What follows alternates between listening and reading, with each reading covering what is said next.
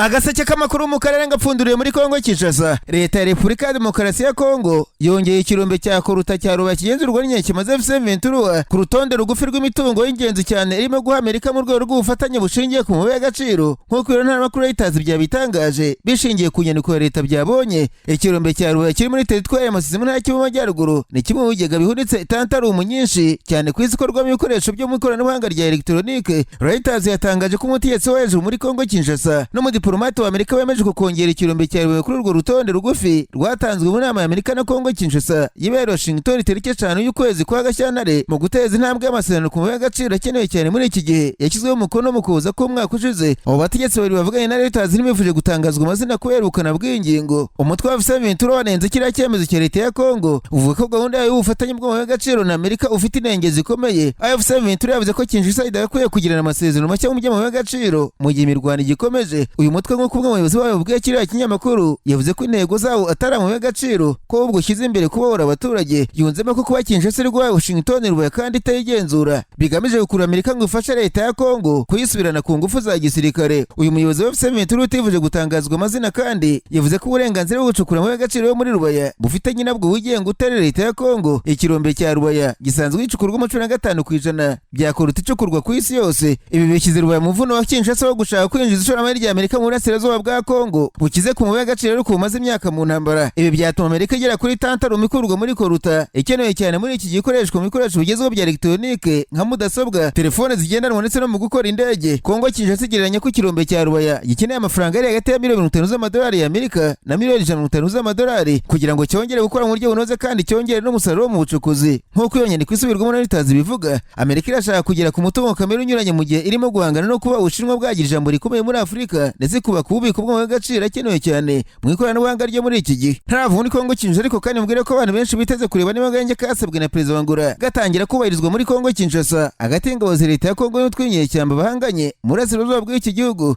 Nk'uko Lawrence yari yabisabye impande zombi, leta ya Kinshasa yemeye ku mugaragaro inyubahirizwa ry'ako gahenge ku wa gatatu. Benjamin Mbonimpa umunyamabanga mukuru wa M23 ku wa gatanu ushize avuga ku gahenge kasabwe na Angola yari yavuze ati ntitwumva inzira ya Angola, ashimangira ko biteye ku buhuza bwa Katari. Ako gahenge kagomba kubahirizwa ku wa gatatu kasabwe mu gihe muri iki cyumweru mu karere k'imisozi miremire ya Fizi muri kimwe majyepfo hakomeje imirwano. Ingabo za leta zifatanije abazirendo n'ingabo z'u Burundi zirimo kurwana n'abarwanyi batwirwaneho bafatanye na M23 bashinjwa na Kinshasa ko bafashwe n'ingabo z'u Rwanda. Mu kwezi gushize ingabo za Kongo zatangaje ko zifite intego yo kwisubiza ku ngufu agace ka Minembwe Centre kamaze umwaka gafashwe n'abarwanyi batwirwaneho. Imirwano ikomeye muri iki cyumweru ivuzwe hafi y'agace k'ingenzi mu bya gisirikare ka .0 kari ku ntera ya kilometero zisaga 100 mu majyepfo y'uburengerazuba bwa Uvira. M23 ivuga ko itarebwa n'inama zabereye Irome muri Togo ni Rwanda murangura mu kwezi gushize no muri uku kwezi kuko itatumiwemo kandi itamenyeshejwe. Izo nama ziri mu muhate w'umuryango umwe bwa Afurika wayoborwaga na Lorenzo wageniye Perezida William yasimbuye Togo nk'umuhuza muri iki kibazo ukanashyiraho itsinda ry'abahuza rikuriwe na Olusegun Obasanjo. Impande zihanganye mbere zagiye zumvikana gahenge ariko nikubahirizwe, buri ruhande rugashinja urundi ko ari rwo ruhonyora byumvikanweho rukaba urwa mbere gutera. Agahenge kasabwe na Perezida wa Angola kugeza uburyo yo kugenzura ko kubahirizwa ntabwo ryatangajwe. Umutwe witwaje intwaro wa MLDP twirwaneho kandi washinjeho ingabo za leta ya Kongo Kinshasa gutwika inzu z'abanyamurenge muri kimwe majyepfo ubwo ryatsindwaga urugamba. Twirwaneho yatanze ubutumwa ku wa gatatu inyemoza umugizi w'agateganyo ingabo za leta ya Kongo Lieutenant Colonel Mike Hazuke wayishinje gutwika inzu mu midugudu ya Karenge, Gakenke ndetse na Karongi. Ati bitandukanye n'ibyatangajwe na FARDC, abasirikare b'ibiro bya leta barimo ingabo za Kongo, imitwe zishamikiyeho n'ingabo z'amahanga harimo na FDLR mu gihe cy'imirwano n'icyo bita reprise strategique niwe watwitse inzu z'abasivili b'abanyamurenge mu mudugudu wa Karenge, Gakenke ndetse na Karongi. Umutwe wagaragaje ko itangazo ry'ingabo za leta ya Kongo ryasohotse tariki ya 14 Gashyantare ridafite ishingiro kandi ririmo kubura isoni uko bitakumvikana ko abarwanyi babo batwika inzu z'abaturage bene wabo. Umunyamurenge utuye muri Kivu Amajyepfo yatangaje ko ingabo za leta ya Kongo rimaze hafi ibyumweru 2 rigaba bitero by'indege ku batuye muri komine Minembwe no mu bice bihana imbibi. Ati iki ni icyumweru cya kabiri indege zirasa abaturage, yatangiye irasa hariya muri .0 iramanuka irasa muri Bidego irasa Karongi. Abaturage ba Karongi barahunze bose bari hundu. Muri Karongi amazu baratwitse, imidugudu baratwitse. Uyu muturage yavuze ko bitumvikana ko leta ya Kongo igaragaza ko yanganye na twirwaneho yadukira abaturage igatwika inzu zabo n'ibikorwa remezo bya civile birimo amavuriro. Twirwaneho yatangaje ko mu gihe ibikorwa by'ubugizi bwa nabi bikomeje muri Minembwe no mu bice bihana imbibi, leta ya Kongo ikomeje ubukangurambaga bugamije kubipfukirana kugira ngo bitamenyekana. Ariko kandi muri Uvira mu ntara y'Kivu Amajyepfo abaturage n'abacuruzi barasaba ko umupaka w'u Burundi wafungurwa. Ukwezi kumwe mu M23 ivuye muri uyu mujyi amasasu yarahagaze ariko umupaka ukomeza gufungwa. Minisitiri w'Ububanyi n'Amahanga w'u Burundi yongeye gushimangira ko ibisabwa bijyanye n'umutekano bitarahuzwa kugira ngo umupaka ufungurwe muri uyu mujyi wa Uvira. Ariko kandi abaturage barambiye kwihangana kandi bahangayitse batakambiye guverineri wa Kivu Amajyepfo basaba ko hagira igikorwa ku bwinjiro bw'isoko rya Uvira mu burasirazuba bwa Kongo Kinshasa. Umucuruzi yasabye guverineri wa Kivu Amajyepfo gufungura umupaka kuko kuva wafungwa ubucuruzi butakigenda nk'uko byahoze, nk'uko bitangazwa n'ikinyamakuru Media Congo Kadomonete. Undi mugore avuga ko bene wabo bahunze mu gihe M23 yageraga muri Uvira none baheze ku ruhande rw'u Burundi. Atabana benshi bari hariya ndetse n'abayoboke b'itorero bose bari hariya, hariho n'abana banjye ndetse n'abana ba marume. Guverineri Jean-Jacques Puruse avuga ko yumva ibibazo by'abaturage. Kuri we ati yari ukumva ko nta bushobozi dufite mu guhangana n'iyi mibabaro, twifuzaga ko intara umupaka byafungurwa vuba bishoboka, ariko kandi hari n'ibibazo by'umutekano ufitanye isano n'ukuri ku bihugu byombi. Ni ngombwa kumva ko umwanzi atari kure cyane, ari hano usange ku birometero 30 kandi mu misozi ari nko ku birometero 15 uvuye hano. Ariko nubwo bimeze gutya abaturage bo barambiye gutegereza. Rafael ufite imyaka 19 yahunze inkambi y'impunzi ya Busuma i Burundi ati yari hari umubabaro mwinshi, nta mazi ahari,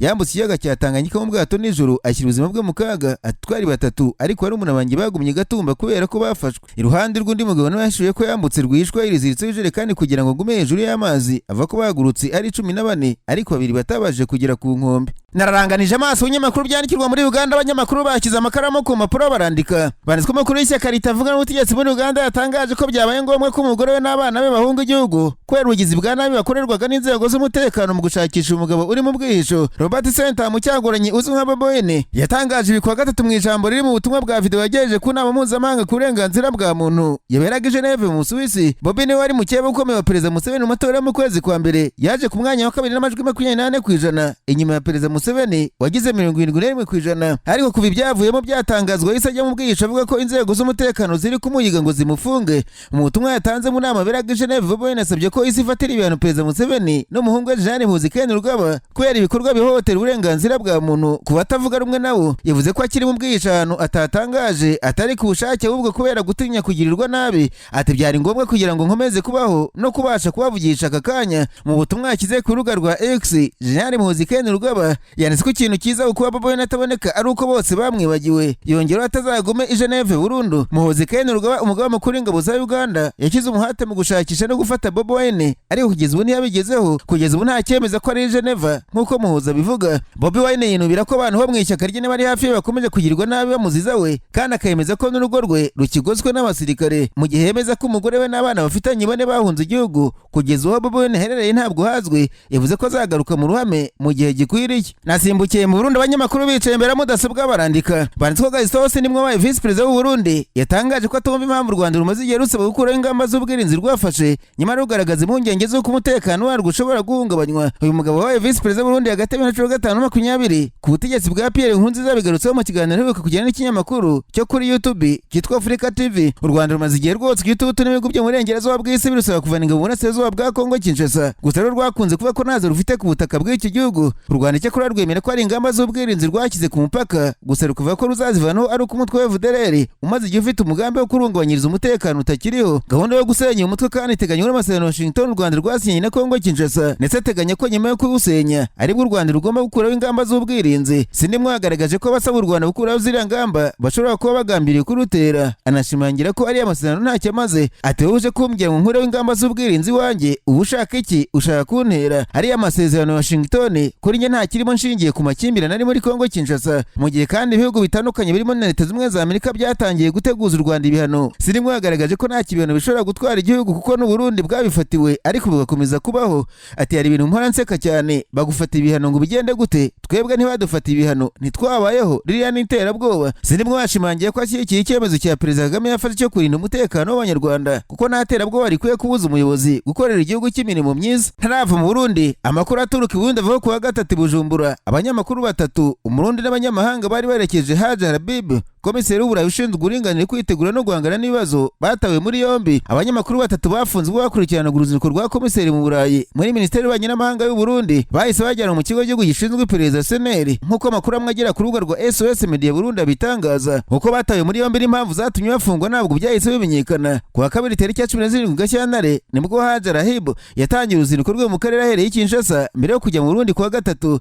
Biteganyijwe kandi ko azakomereza uruzinduko rwe mu Rwanda. Iri foto ry'abanyamakuru babigize umwuga bije mu gihe n'ubundi itangazamakuru rikomeje guhura n'imbogamizi zitandukanye mu gihugu cy'u Burundi. Agaseke k'amakuru mu karere ngapfundikiriye muri Kenya, abanyamakuru bakoze ba muri no barandika banzwe Addis Ababa muri Ethiopia mu mpera z'icyumweru gishize bivugwa ko habaye ubushyamirane bukomeye hagati ya Perezida William Ruto n'uwamubanjirije Uhuru Kenyatta kandi bushobora guhungabanya umuhate w'amahoro mu karere. Biravuga ko byabaye ngombwa ko Minisitiri w'Intebe wa Ethiopia Abiy abo umusifuzi mu nama yari igamije guhuza abanyapolitiki bombi b'Abanyakenya. Bigaragara ko inzangano zabo bwite zimaze kurenga imipaka. Uku guhangana kwadutse mu nama yabereye iruhande rw'inama iherutse y'umuryango wa Afurika yunze ubumwe kwagaragaje ibikomere bikiri muri politiki ya Kenya nk'uko ibinyamakuru byo muri iki gihugu byabyanditse. Ibyari ubwiyunge bugamije gushyira hamwe imbaraga mu gukemura ikibazo cy'intambara yo muri Kongo Kinshasa biravuga ko cyahindutse gutungana intoki hagati y'impande zombi. Amakuru agera mu kinyamakuru The Nation yerekana ko urwango hagati ya Ruto na Kenyatta rumaze kuba imbogamizi ikomeye ihungabanya inzira y'amahoro kandi itera icyasha isura ya Kenya nk'ihuriro rya diplomasi mu karere. Imbere y'amarido mu muhezo, amakuru aturuka muri protokole y'abo bategetsi bombi agaragaza ubushyamirane bushingiye ku kwemerwa n'ubwubahane. Ikirego cya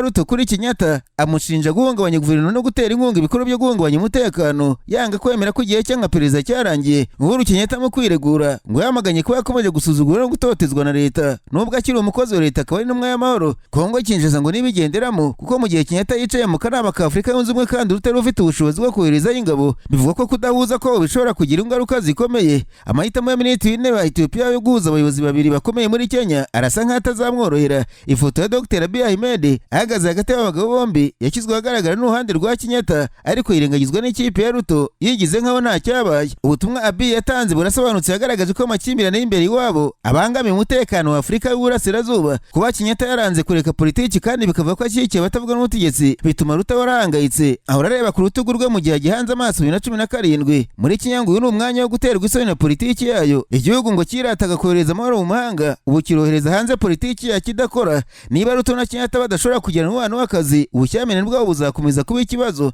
atari ku murage wabo gusa ahubwo no kuri miliyoni z'abasivili muri Kongo Kinshasa bategereza amahoro Kenya yacitsemo ibice idashobora gutanga. Ikibazo muri iyi nkuru igaragaza cyane Kenya nk'aho ari ifite igisubizo ku mahoro ya Kongo Kinshasa, nk'aho yaba ifite uruhare runini mu bihabera rutigeze ruvugwa cyane. Nyiri muri Kenya ubutasi bw'iki gihugu bwahishuye ko Abanyakenya 1000 ari bo bari kurwanya intambara y'Uburusiya na Ukraine bikuye muri raporo urwego rushinzwe ubutasi bwa Kenya bwagejeje ku nteko ishinga amategeko ya kiriya gihugu. Iyi raporo ivuga ko benshi Abanyakenya bisanze muri iyo ntambara nyuma yo gushuka bakisanga basinye amasezerano ya gisirikare. Amaperereza atandukanye ari muri yeruka kurwana n'amakuru by'Abafaransa AFP yerekana ko Uburusiya bwagiye bwifashije mu ntambara burwana muri Ukraine n'Abanyafurika nyuma yo kubizeza akazi keza. Iperereza rihuriyeho ryakozwe n'umutasi bwa Kenya ndetse n'urwego rushinzwe iperereza ku byaha rwa kiriya gihugu ryerekana ko Abanyakenya barenga 1000 aribo binjijwe muri iyo ntambara mu gihe inzego z'ubuyobozi bw'iki gihugu zo zavuga ko bazinjiyemo babarizwa mu bantu 200 gusa. Umukuru w'abafite ubwiganze mu nteko ishinga amategeko ya Kenya Kimani Chungwa yagaragaje ko Abanyakenya bava mu gihugu bagendeye kuri viza za mukerarugendo bakinjira mu gisirikare cy'Uburusiya banyuze muri Istanbul muri Turukiya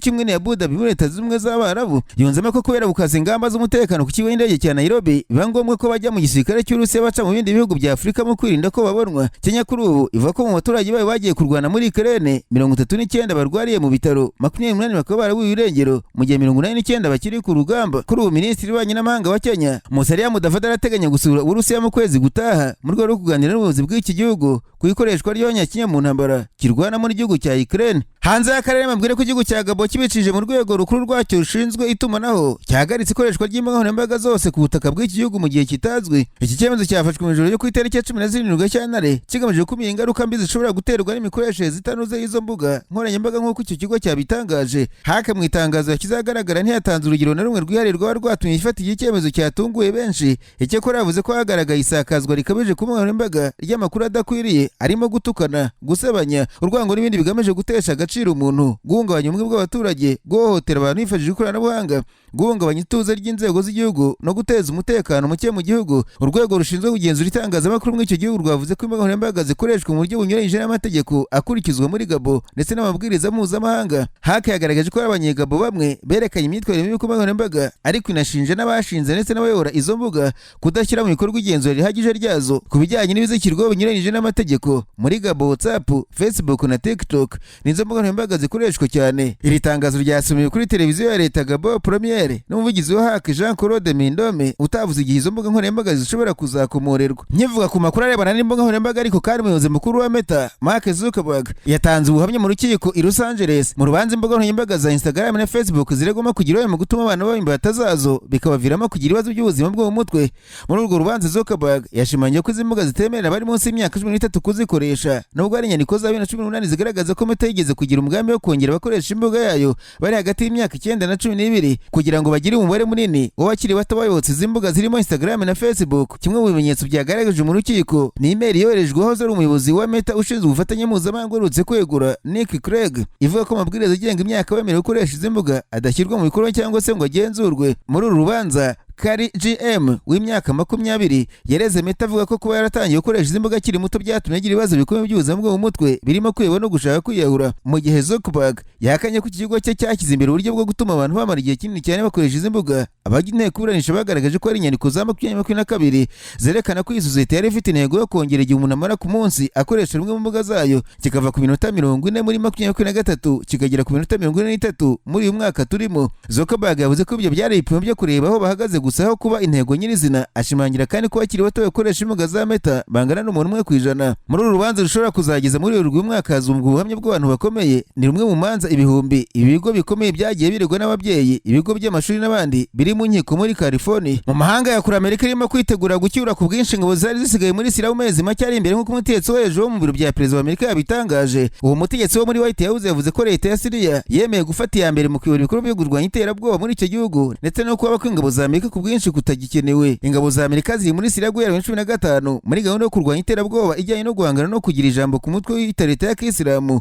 Perezida Trump arimo kongera ingabo n'ibikoresho muri Siriya bwo hagati mu mwuka wo kwiyongera k'ubushyamirane hagati ya Amerika na Iran. Uwo mutegetsi yavuze ko icyemezo cyo gucyura abasirikare hafi 1000 barasigaye muri Siriya kiri mu rwego rw'inzibacyuho ifite ibyisaba bibanza kubahirizwa ndetse ko Amerika ikiteguye gusubiza ku nkeke izo arizo zose zavuka muri ako karere. Uwo mutegetsi yavuze uyu mu gihe Amerika yongera ingabo mu karere by'umwihariko hafi ya Iran. Muri Siriya ingabo za Amerika zari zaramaze kuva mu bigo biri muri uyu mwaka, ikigo cya gisirikare cya Al-Tanf mu majyepfo ya Siriya no mu kigo cya gisirikare cya Al-Shaddad mu majyaruguru y'Iburasirazuba. Uku kuvana ingabo gukurikira irima ry'ubutegetsi bwa Bashar al-Assad mu myaka 2 ishize hamwe no gucika intege ku mutwe wa Islamic State mu gihe habaye iterambere rikomeye mu by'umutekano muri Siriya. Kuva icyo gihe ubutegetsi bwa Trump bwashatse kongerera imbaraga umubano wa diplomasi n'ubutegetsi bwa Damascus umurwa mukuru wa Siriya no kongera ubufatanye bwa Perezida wa Siriya Ahmed al-Shara. Shara yasuye Trump mu biro bya White House mu Gushyingo k'umwaka ushize, rubu ruzinduko rwa mbere rwa Perezida wa Siriya mu mateka y'icyo gihugu. Ariko kandi indege itwara Perezida wa Leta Zunze Ubumwe za Amerika irimo gusiga amarangi yandi mabara yatoranyijwe na Donald Trump, Air Force One hamwe n'izindi ndege zitwara abategetsi bo hejuru wa Amerika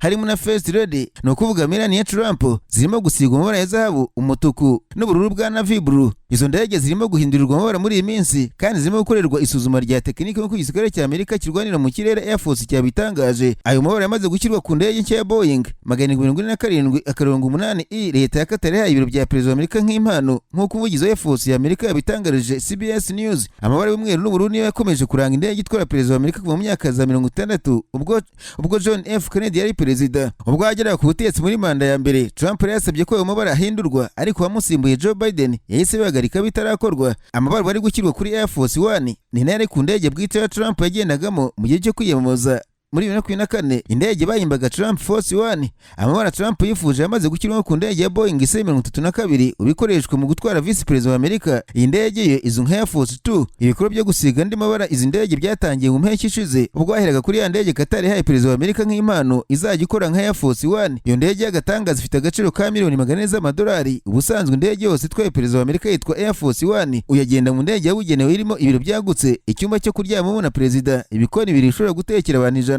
n'ahantu ho kuvurirwa nk'uko Boeing ibivuga. Reka nsoze mbabwire ko ingabo za Leta Zunze Ubumwe za Amerika zivuga umugambi wo kugaba igitero muri Iran mu mpera z'icyumweru nyuma y'amezi 8 zangije ibikorwa remezo bya Karere by'ingenzi. CNN yatangaje ko amakuru yakuye ku masoko atandukanye y'Abanyamerika afite aho ahuriye n'uyu mugambi, avuga ko ibiro bya Perezida wa Amerika byawumenyeshejwe. Icyakoze ko Perezida Trump atarafata icyemezo cya nyuma. Umwe mu bayobozi yavuze ko Perezida Trump ari gufata umwanya munini ari kubitekerezaho. Iyi televiziyo ya Amerika yatangaje ko tariki 18 Gashyantare abo mu nama y'igihugu ishinzwe umutekano bahuriye mu cyumba cy'inama ku biro bya Perezida baganira ku kibazo cya Iran. Muri inama nibwo abajyanama bihariye ba Perezida Trump, Steve Witkoff ndetse na Jared Kushner usanzwe ari umukwe we bamusobanuriye ko ibiganiro biziguye bagiranye na Iran mu gitondo cy'uwo munsi byagenze. Ingabo za Amerika zawe zirwanira mu kirere no mu mazi zimaze iminsi zoreza ibikoresho bihambaye muri Burasirazuba bwo hagati mu gihe Perezida Trump agaragaza ko kongera kurasa Iran nk'uko byagenze muri Kamena umwaka ushize bishoboka. Hari indege z'intambara z'ubwoko butandukanye zorejwe muri Jordania, Bahrain, Leta Zunze Ubumwe z'Abarabu, Arabia Saudite no mu Bugiriki mu gihe ubwato bunini bw'intambara nabwo bworejwe hafi y'umupaka wa Iran. Biteganyijwe ko bumwe mu bwato bwa Amerika butwara indege bufite ikoranabuhanga rihambaye USS Gerald Ford buzagera mu burasirazuba bwo hagati mu mpera z'iki cyumweru. Umwe mu bashinzwe umutekano yatangaje ko izindi ndege z'intambara za Amerika ziri mu Bwongereza zirimo izigaba ibitero n'izizoreza amavuta nazo ziri kwegerezwa aka karere mu buryo busa naho Iran ishobora guterwa vuba mu gihe ibyago byo guterwa byongera. Iran nayo ivuga ko gukomeza ibikorwa remezo byayo bya nucleaire yifashishije ibyuma bikomeye na sima nyinshi kugira ngo bitazangirika cyane mu gihe byabirashweho. Tariki ya 31 Mutarama uyu mwaka,